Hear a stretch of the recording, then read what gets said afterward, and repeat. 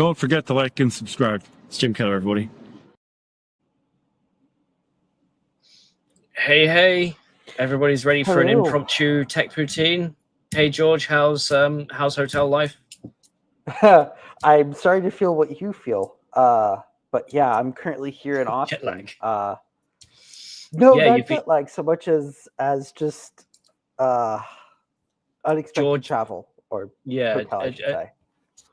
San Diego Airport had a private plane have a bad landing due to no landing gear, and as a result, George's plane got cancelled, and he's had to spend another 24 hours in Austin having barbecue. Yep. and So for any Austin locals, I went to Terry Black's with a couple folks, which was really good, by the way. Yep, highly recommend. Is it? There's Terry Black's. There's Franklin's.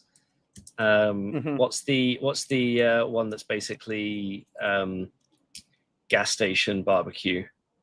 I forget the name. I don't know. It's every time I visit, whoever's invited me always takes me to barbecue, and I'm like, guys, this is Austin. It's a city of food. There's more than just barbecue. Sometimes, but at least. Barbecue's delicious. It is, but I've got like an extra 10 pounds that I shouldn't have, or 20, and I'm also a cheap, yeah. So in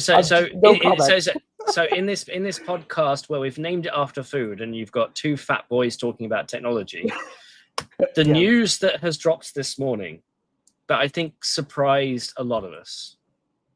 This was not on my bingo card for ever happening, so yeah. This is weird, right? And funny enough, I actually just had a meeting with AMD in the last 2 hours since the news dropped. Not about that. It was already on the calendar and has been for weeks. And obviously, we spoke about this. So I almost wonder what their impression of this is, but there will be an official statement. I'm not sure if it's live yet. It was still going through final.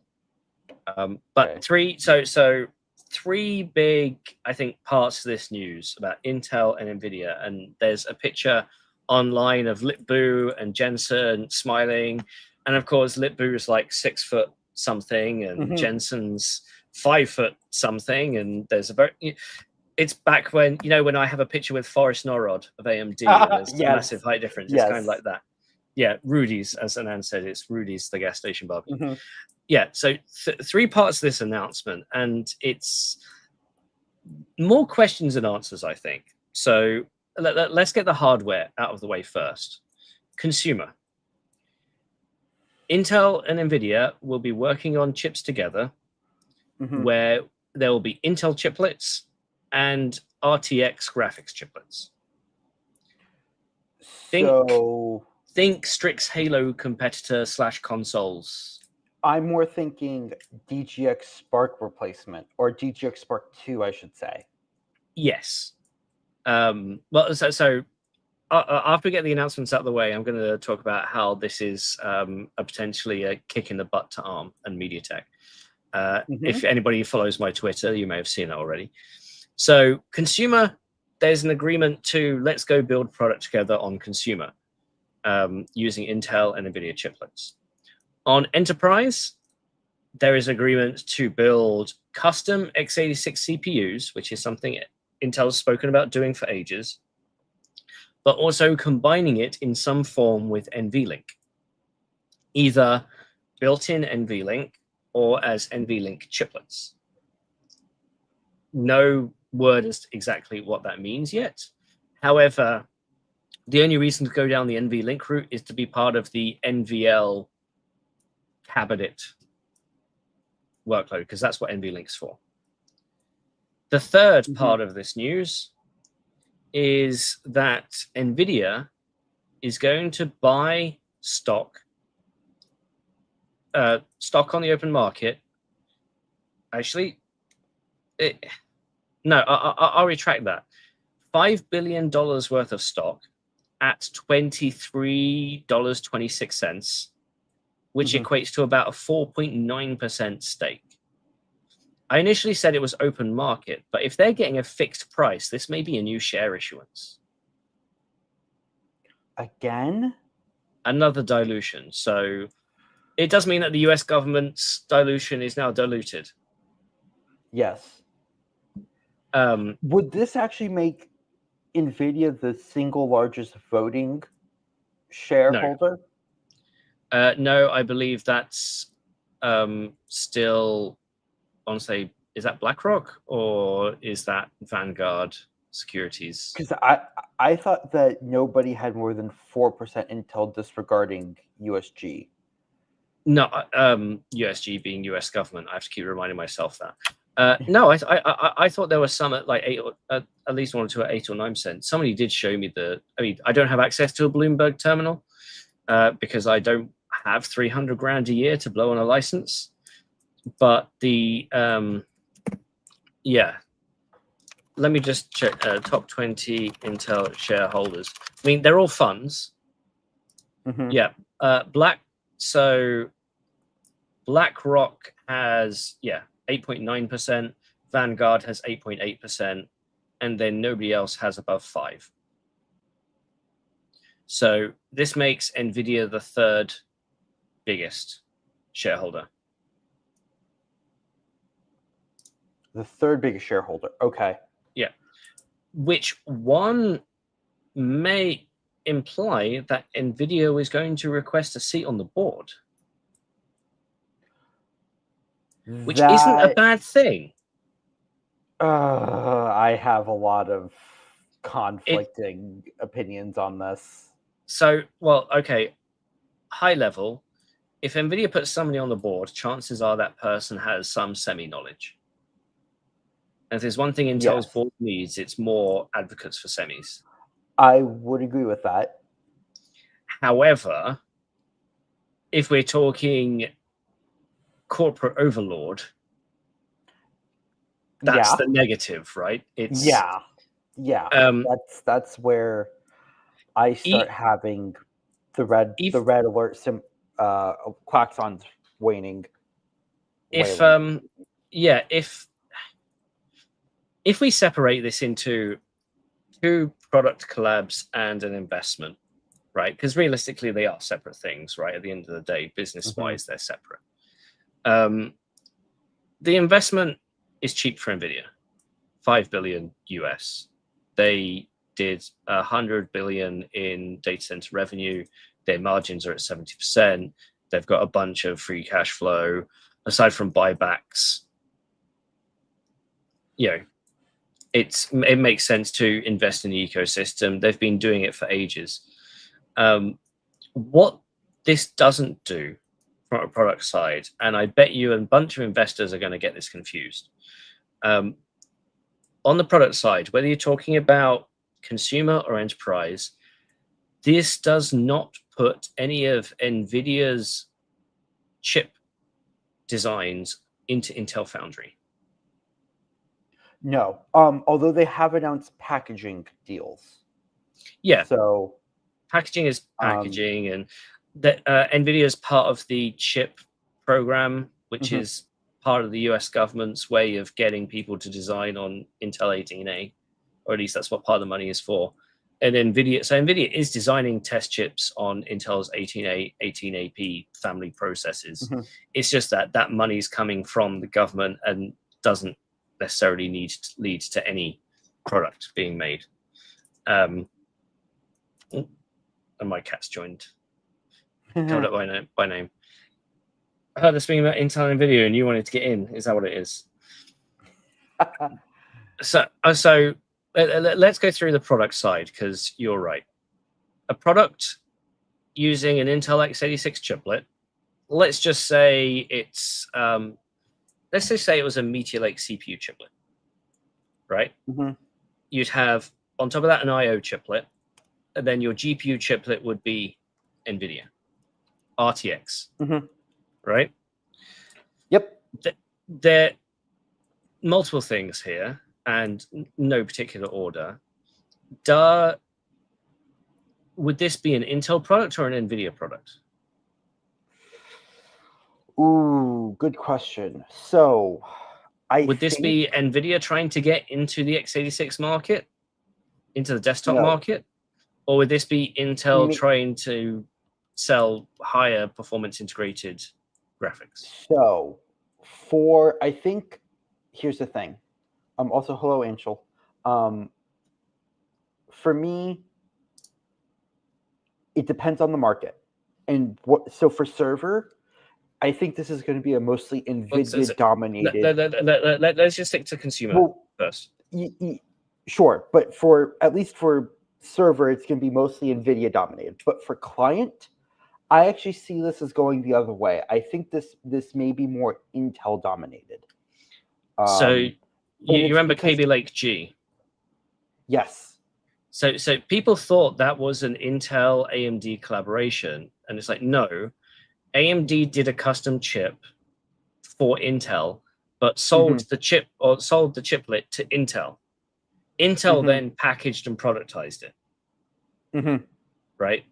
AMD was not the end vendor of that product. And I'll be honest, if I was NVIDIA, if I was Jensen, I wouldn't want to deal with any of that. I would just want to sell Intel a chip. To try and break into that market as their own thing is not an easy thing to do. But, and I say this is as a big but, and I should know, I've got a one. This is the same argument we've had with Nvidia and MediaTek on the GB10, the little chip that's going into the Spark and ultimately the X1, the laptop, we think. That is a MediaTek CPU chiplet, CPU and I/O chiplet, and an Nvidia GPU connected over NVLink. Should have been out in June, is more likely, November, December now. The argument there has always been, is that an Nvidia-led design of which they're buying a chiplet from MediaTek, or is it a MediaTek-led design that are buying a chip from Nvidia? In the case of Spark, think it's the former. In the case of Spark, in case of the mini workstation PC, it's an NVIDIA-led design, right? And they're just using MediaTek as a third-party chip design company, even though they could do it internally. They're outsourcing it for reasons. On the laptop side, right, on the ARM on Windows ecosystem, Qualcomm's the lead there. It's Qualcomm's the chip maker, but also the lead vendor. So does it make sense that Nvidia's the lead vendor there, or does it make sense that MediaTek is the lead vendor? I think in this case, what it is that it's Nvidia using MediaTek's pre-existing OEM connections in the CPU space, in my opinion. And I think that's what Nvidia is going to do here and use Intel's very, very strong OEM presence in the CPU market. Because yes, they sell DGPUs, but that's different than building a platform around, because you build a platform around a CPU, not necessarily a GPU, at least in the consumer market. Some would argue, no, you build it around the NPU. You build it around the AI engine. Okay, Microsoft. So yeah, right now the announcement is just super high level details. It's, we will go and do this. We'll figure out how eventually, right? And we don't know how many months of conversations have happened to get to this point. It could have been 6 weeks. No, at least since Q2. So it's been a couple months. Yeah. Again, this has been going. It's a very short time, because in order to understand this market, you have to do more market studies and find out what's the best way to go to market, what's the OEM appetite, all that jazz has to be borne out before a product is even starting to be designed.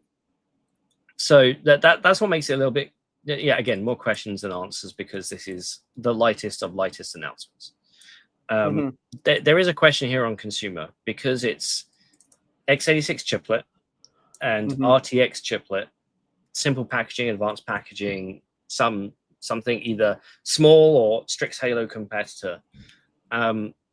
This does put the reason why making this an Intel end product, end vendor, means that this puts immense pressure on Arc. Because that would be a design win that Arc would get. Worry. That's my big worry. So if it's an Nvidia led, it actually puts pressure on the MediaTek connection. If it's Intel led, it puts pressure on Intel's own Arc division. I think, in my opinion, it's going to put pressure on Arc regardless. Yes, but I think if it would be different if it's inside Intel's own walls. Again, if this is an Intel product, if you're saying at the end of the Intel's day, going out and if Poutine is going to Nvidia saying we need graphics, then that would be okay. I see your point. Rather than Nvidia going to Intel saying we need a CPU. Okay. Yeah. No, I see that. That's why it makes more sense to me that this is an Nvidia play. Nvidia wants to get if you have an Nvidia branded laptop, an Nvidia branded CPU that's using Intel's x86 cores, not MediaTek's ARM cores, right? Yes. To me, that makes more sense for Intel to do it that way. Intel might disagree, though. I think Intel's roadmap for Arc as an architecture isn't dead. It's fundamentally built into Intel's roadmap. So here's what worries me is that the board decides to do something stupid, and that is end all GPU IP development. Because why do we need it now? We have Nvidia. No, and because it's in more than just the GPU. No, I know, but that's my worry. Is that they won't think, because here's what a lot of people don't realize: the GPU IP for Intel is in every CPU they sell for client. It's in embedded. It's everywhere. If you kill that team altogether, because I've been on the record saying previously I think that Intel D GPU, so specifically the Arc D GPUs, may be put off to the side, but I've always been saying that Intel has to continue GPU IP development. If they stop that altogether, let's put it this way, right? We're on XE2 in the products now. XE3 is coming out with Panther. Yes. Yeah. XE4 is probably done. They're already working on XE5 and XE6, right? Yeah. What form those architectures take? Then like finalizing the last bits, but yeah. Yeah, and designing an architecture and designing a chip are two different things. So you still need to decide what chip that architecture is going to go into. Whether that's a discrete card, whether that's an enterprise card, whether that's an AI card, the whole the roadmap needs to play out. This is what makes me think this is more of an Nvidia led. The delay with MediaTek has been epic on Spark. It's been 6 months at this point. Now I've got good indication. I know what the issue is, and it's a little bit of Nvidia shooting itself in their own foot, and it's a bit MediaTek getting the short end of the stick. Well, so okay, slight tangent. So we didn't really get to do a post Hot Chips show. No, but if you looked at the GB10 presentation from Nvidia, the media engine itself is from Nvidia on the MediaTek chiplet, but the PHY is from MediaTek themselves. Yes. Depending on how that media engine IP was delivered to MediaTek, I would not be surprised at all if that could have been causing issues, as an example. Because display stuff is really, really hard. And trying to integrate two different companies' IP, I could see there being a ton of clashes there. For an example. It's when you design a chip in general, it's a bunch of IP blocks. right? Some IP is CPU, some of it's networking, some of it's display, some of it's chip-to-chip connectivity, some of it's display controller, memory controller, that sort of thing. If the idea is that when you go into your EDA tools and you choose, internal CPU core, Synopsys PCIe bus, that sort of thing, the idea is that the simulation works together and it figures out how to do it in a way that doesn't conflict. There has been an argument here that between all the IP on that MediaTek die, some of it wasn't simulated properly, or it wasn't the data provided for the IP wasn't complete, and that's why it's been having to go through a few times. The thing is, if that's still the case and Nvidia changes ship from MediaTek to Intel, Intel might have the same problems. If that's the way the agreement goes. If it's simple packaging, like a Ryzen CPU, where it just goes through the substrate and doesn't use any advanced stuff, there shouldn't be too much of a problem. Well, if it's fully independent. Well, even if it's more like Strix Halo, as long as there's no like the media engine and the PHY being from two different companies, then yeah, there should still be a lot less sort of friction there. If one chiplet comes from one company completely and one chiplet comes from the other company completely, and as long as they're using common interface standard protocols like UCAE or I3C or whatever, or AXI or Kai or Amber, that sort of thing, then assuming that they're co-designed together in the sense that, tell us what you're doing so we can ensure interoperability at the end of the day, that's fine. But again, that puts a massive strain on the MediaTek Nvidia partnership. And if there's one thing, if Nvidia really want to go after the notebook market, which is what we think that collaboration is or could be, the best way to go into that market would be with the x86 CPU. Yeah, it would be. Which again puts the Nvidia MediaTek agreement on its butt. Or at least in consumer. Automotive is different because they have extensive there. Yes. So, but sort of continuing on that line for server, this also sort of bites ARM into the butt a bit.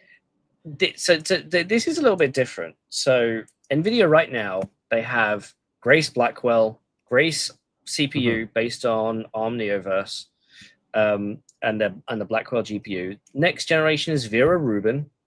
Vera, a custom Nvidia ARM CPU, and Rubin, Nvidia's own GPU. And then we've got Feynman Rubin.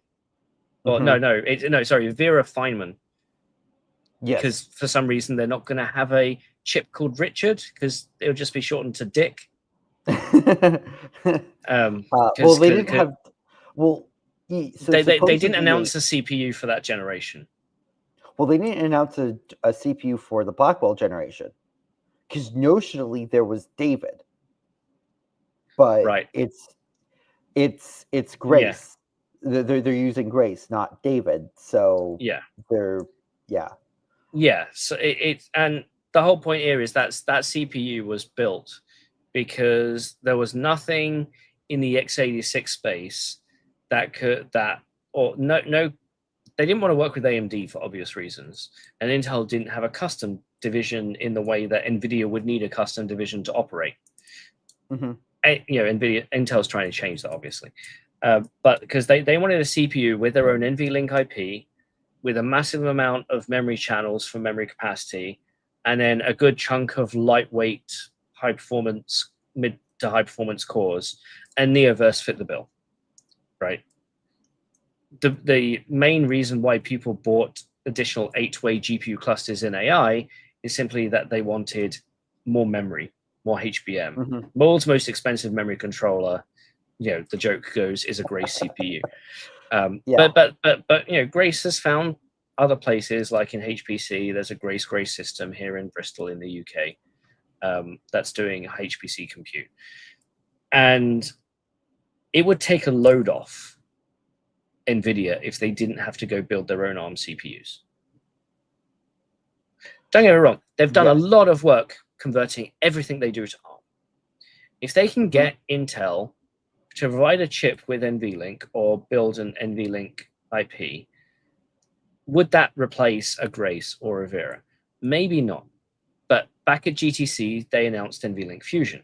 So GTC, Computex, and the whole point of it doesn't matter which, but it's the whole point there is they say, hey, we're going to offer NVLink Fusion, either as an on-die interconnect or as a chiplet through a SerDes link. And this way, you can have your custom CPU integrated into the NVLink backplane or integrated into one of our Blackwell chips. So maybe you don't want a Grace Blackwell, you don't want an ARM Blackwell, maybe you want, or an ARM Rubin, maybe you want an x86 Rubin.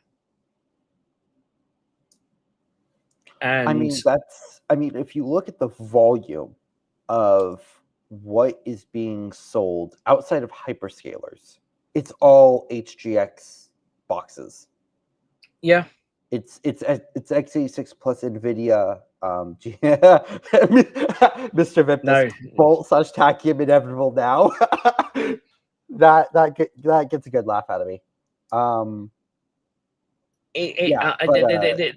The whole point of NVLink Fusion and the main criticism Qualcomm got was, Nvidia got, was who exactly is going to use any other CPU other than Nvidia's own into the NVLink backplane. If this is a big investment, so it clearly means that there are people in that ecosystem who want an x86 base. Yeah, what I was going to say is for the two initial providers, one of them made sense, that being Fujitsu, because that's the Japanese government basically saying, yeah, we want NVIDIA GPUs, but with our own CPUs, which makes sense from a geopolitical standpoint. Fujitsu is also working with AMD extensively as well. Qualcomm made less sense. Well, hang on, just step back, because for people who didn't follow the NVLink Fusion announcement, the two main chip companies that were part of that announcement were Fujitsu, as George said, and Qualcomm. And at the time, Qualcomm didn't make sense because they hadn't announced they were going back into data center. They now have, and third time's the charm, I guess. It still doesn't make sense from a why would you buy Qualcomm over Nvidia if the ICE is the same? Because that came with the announcement with Humane in the Middle East. I've got a feeling that's a Humane project. Okay. So whether it will be available as merchant silicon or not, we don't know. It would be an expensive way to go custom. Yes. Do you believe that Qualcomm's ability to make a good ARM core over Nvidia's ability to make a custom ARM core? That's fair.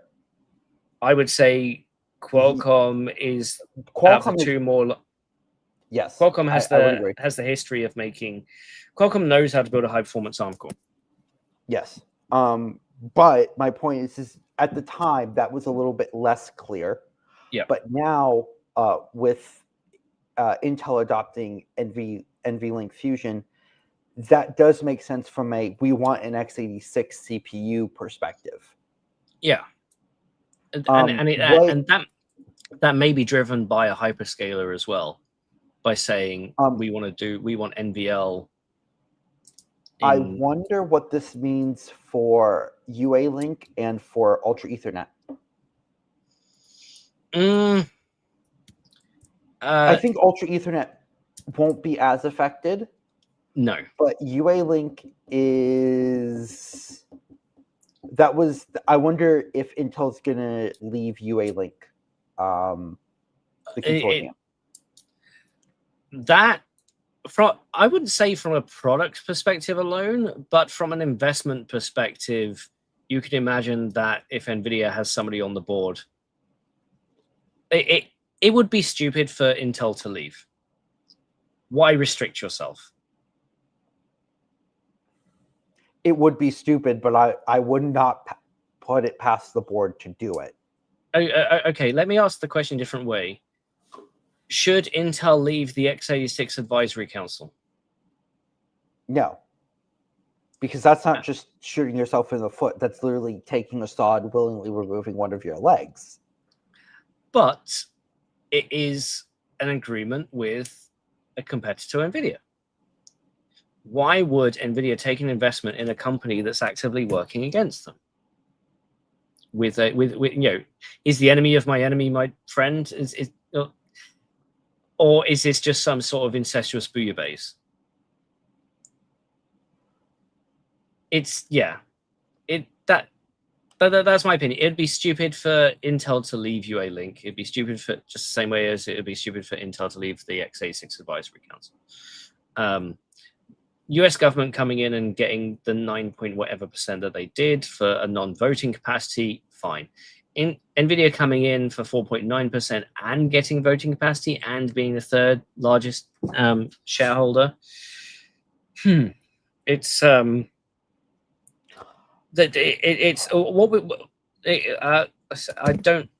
don't think AMD's response to this has dropped yet.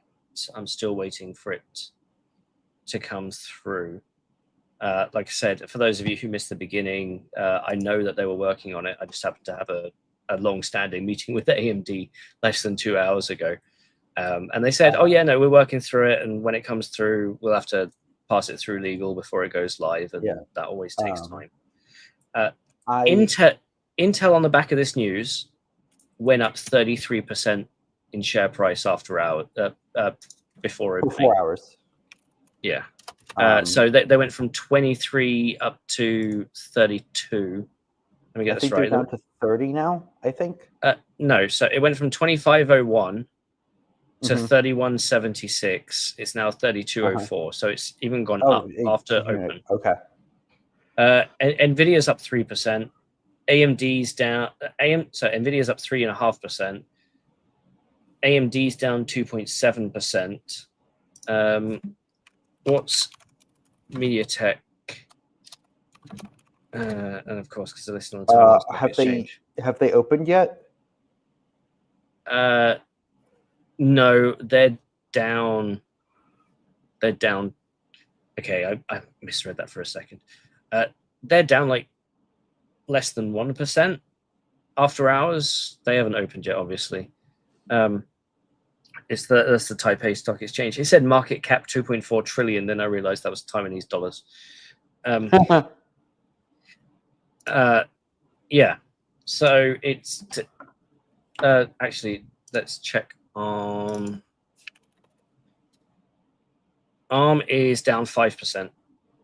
The thing is, ARM has like a 5%, a 10-year agreement with Nvidia since the failed acquisition attempt on all architecture licenses. So it's this won't.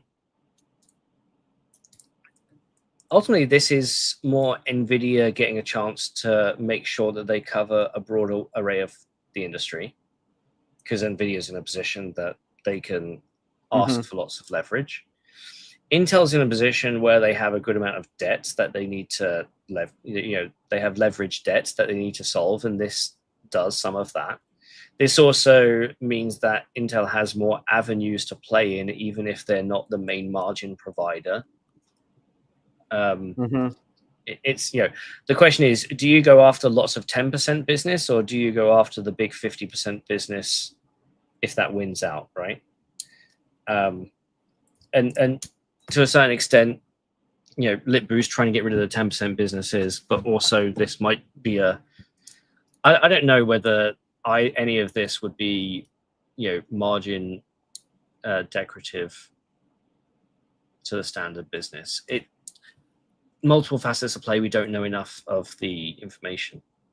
There is, and the reason why we're not going to have a 2-hour Poutine today, and I labeled this a mini, is that there is a press conference in 25 minutes.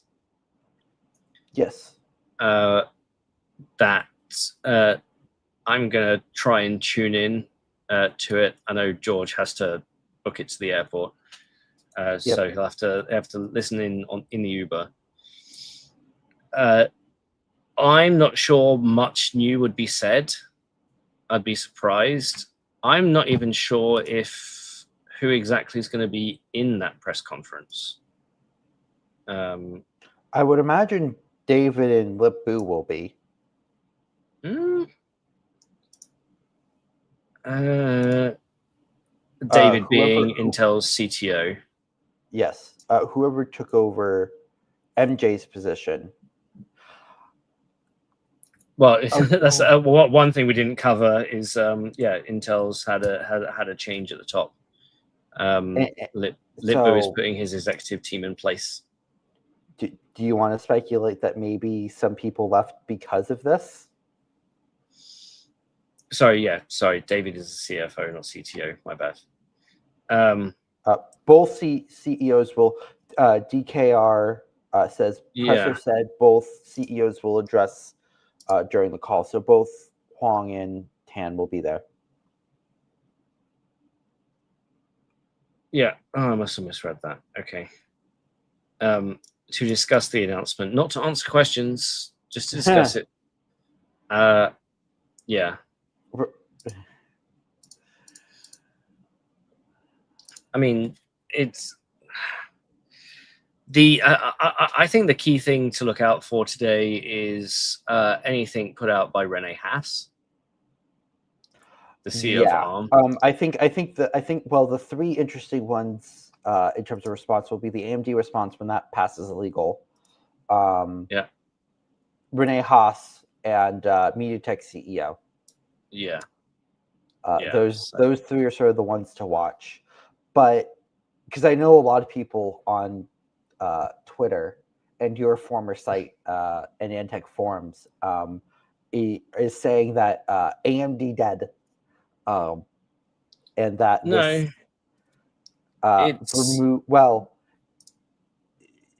if you want to sort of go down that line of thought, it potentially removes a competitive advantage that AMD has over Nvidia, that being the x86 ecosystem.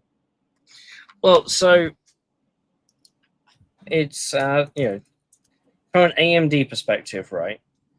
If you look at the if we go to consumer for a second, right, and assume this is either mobile or a mobile play, Intel had most of the market anyway. Nvidia had most of the discrete market anyway. Yes, Strix Halo has been a good thing, but it's not a high volume thing. Right in there. So and even if it went into the desktop, it would. If Nvidia became a desktop player, that would be amazing, actually. And if we had a third player in the desktop space, I think that would reinvigorate the desktop market. And I would love to see it. New motherboards, new players, and everything in between. Okay, two of the players use Intel x86 CPUs. They might have different versions, different variants, different efficiency points, whatever. On the enterprise side, this whole chiplet system, right? I would argue AMD is better primed on the chiplet side, right? If AMD wanted to go make an NVLink CPU or buy an NVLink Fusion chiplet, they've been ready for this for 7 years, right? Arguably, they've been in a better position. AMD has had a custom ASIC design team for longer. They've been doing consoles, right? That Nvidia is new to the game, so to speak. Again, this isn't using Intel Foundry, so at least not the fabbing portion of it. The packaging, it does appear that they are going to be using Intel Foundry. So the response I expect from AMD is something along the lines of, we welcome a robust ecosystem because innovation doesn't happen when you're the only player, right? Or you've got no, if anything, it's going to drive more interest. And the benefit of this is if this is taking away ARM market share. Right. If this takes ARM market share and gives it to Intel, AMD is unaffected. Yeah. So correct, because really the big, I hesitate to use this word, but enemy of both Intel and AMD is ARM, in the sense that once something's easy to port to ARM, it's easy to port anywhere outside of x86.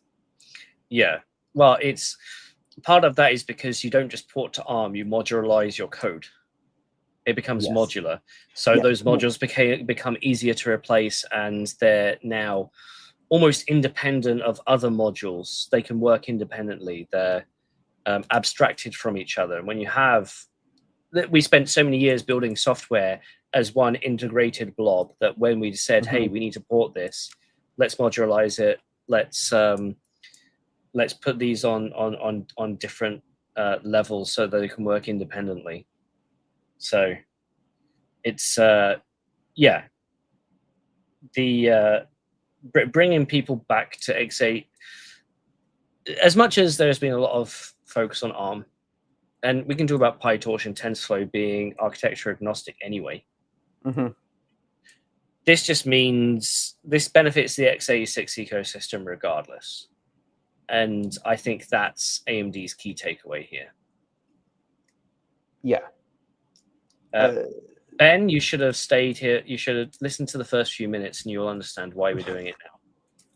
Yep. So we've only got a few minutes left here because George has to get out of the hotel room in a few. Do you want to see if we can take some questions? Sure. Yeah, it's Tweedle asks, would it be possible to put ARM chiplets and x86 chiplets together? Technically, yes, if you classify one as a DMA accelerator. But then that's just like an NPU. An NPU built out of CPU cores. It's fundamentally a big fat Y. Yeah. You can't have code running on both simultaneously. You have code running on one, which issues commands to the second. Just like a GPU. You can't run a GPU in isolation. That has been possible for decades, right? That's not new, but it happens. Let's go in. And our good friend Zooks asks, any thoughts on how this will affect other projects, Maya, etc.? Will this reduce confidence in ARM overall? I think the hyperscalers doing their own thing will continue to do their own thing. Right? I don't think this affects them. If any hyperscaler were thinking of doing a CPU combined with NVLink Fusion, this might change their ideas, though I don't think any of them have signed up for that. Actually, Zeus's next question is this a response to ARM's chicanery? This could be Nvidia hedging their bets because of the whole ARM v Qualcomm stuff. Well, did you follow ARM's previous financials? No, because they actually said their royalty rates. Oh, did they? Yes. So if you are a V8 CPU licensee, just the core, it's like a 2.5–3% license on your final selling price. V9 is 5%. CSS V1 is 10%. And CSS V2, the one that's just announced, is a bit more than 10%. And apparently the market the CSS customers are willing to bear more. That being said, okay, V9 is 5% over 3% for a V8. It's if we're talking about an Nvidia product buying an Intel chiplet, is Intel also charging a licensing fee for that? Likely not. Or if there is some weird licensing fee, that it would be baked into the price already. I think that even if they have it as a nominal fee, it should be there, because if it's not in, it's very hard to add 10 years down the line when Intel's back on its feet. So it's that sort of thing. Playbird asks, do you think an Nvidia acquisition of Intel would ever be possible or considered? No, not in the current state that Intel's in. No, No. you would have to split foundry and product, and then maybe Nvidia could buy parts. I was going to say foundry. Foundry. I would say that a lot of Intel's business is such a low margin, Nvidia wouldn't want most of it. There may be parts that they would pull. Mm-hmm. The CPU division would be one of them, but then we get into the whole, well, who owns the x86 latest license? And I mean, as far as I'm aware, the current state of the licensing is, even though the AMD Intel 10-year cross-licensing agreement is, ended, they basically turned around and said, let's just not sue each other over minor shit. Yeah. Basically, from what I understand, it's basically we'll look this way, you look that way, and just well, if Nvidia got that, there'll be courts. That'll be played out over the next decade. Yes. And I would say that if push comes to shove, I could see a potential case where Nvidia wouldn't actually get AMD 64 if they really pushed. Potentially, depending on how this all goes down. And then you'd also end up bifurcating the ecosystem. That would be, and then it'd be in a worse situation than ARM.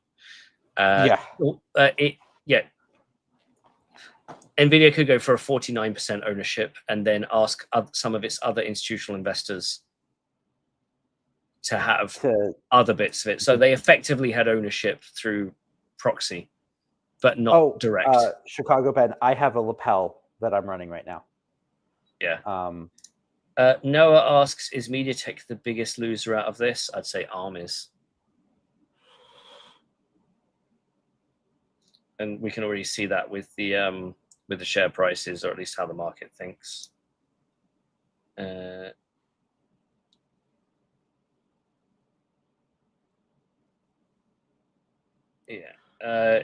This is like the AMD plus Intel Kaby Lake G. We kind of covered that. Yeah. But I do love the name. I still have my Ferrari one. It's over there. What's funny was Charlie was talking about how he had the Acer Ferrari laptop. It's there. Yeah. And it's got my very first SSD still in it. It doesn't boot. Well, no, he brought it to one of the Intel Tech Days, and because that's an all AMD laptop, and it's a dual core Bobcat design. Yeah, and apparently Pat was like, "What would it take to get you out of that laptop into Intel one?" To Charlie. No. He didn't bring the Ferrari one. He bought something else. He bought an old Intel one, I remember. Anyway, we're going off topic now. It's how soon before Nvidia will blame Intel for a product not working? The Spark being as it is now, the retrospective on the delay on that is going to be interesting to see who points fingers at who. So, can Intel produce those CPUs without TSMC's help? Yeah. And Chicago Ben, nothing about 18A. 14A, as of yet. Yeah. Chicago Ben asks, does this confirm anything with 14A? Nothing about this suggests anything about Intel Foundry. So, yeah, we kind of covered that in the beginning. They may say something different on the call that's in 10 minutes. Jay, who talks about Ferrari chips, like this one. The Opteron 6127. Yeah, the Ferrari that CFD fun chip. one. Okay. All right, then. You go check out and go catch a plane. Well, I still have to wait for Amanda to say, the credit. So I emailed since I was here at AMD headquarters. I emailed AMD and said, hey, can you, because flight canceled, they're like, we'll switch over the card authorization, but that still hasn't happened, so I haven't been given the go-ahead to check out yet. It's fine. They can do it post anyway. Okay. Well. Yeah. I think. Tweedle, you should check one of my very first YouTube videos about Ferrari chips. And that tells you why it's a Ferrari chip. I got so much hate for that video. People saying, "Oh, you're just copying this article from Ars Technica." I'm like, no, I thought about people can do content on the same stuff. So it's we should find. So I don't think the 10% owned by USG has happened yet. Yes, it has. It wasn't in the numbers I was looking at. So. I mean, the money has transferred, yes, but whether the shares have been officially issued yet. I would assume so. It would be weird if it wasn't. Yeah. Okay, then, with that, we'll let everybody go. If you've got the next hour free, I recommend finding the press release and dialing in, because I'm going to be there. And if we have anything else, we'll try and tackle it tomorrow. We've got a bunch of other stuff we've missed because Poutine's been off the air for a few weeks. I mean, if anything really big comes up, I in theory could say stuff from the airport, but I would prefer not to do that. Yeah. Cool. Anyway. All right. Yep. Yes, and the stock is still up 28%. So. If you like this content, there are multiple ways to support the channel. You can like and subscribe this video, and many thanks for doing so. There's also a Patreon, which gives you access to our Discord. There's a merchandise store and a newsletter, links in the description. For all of you who do contribute, thank you. You are keeping me well fed.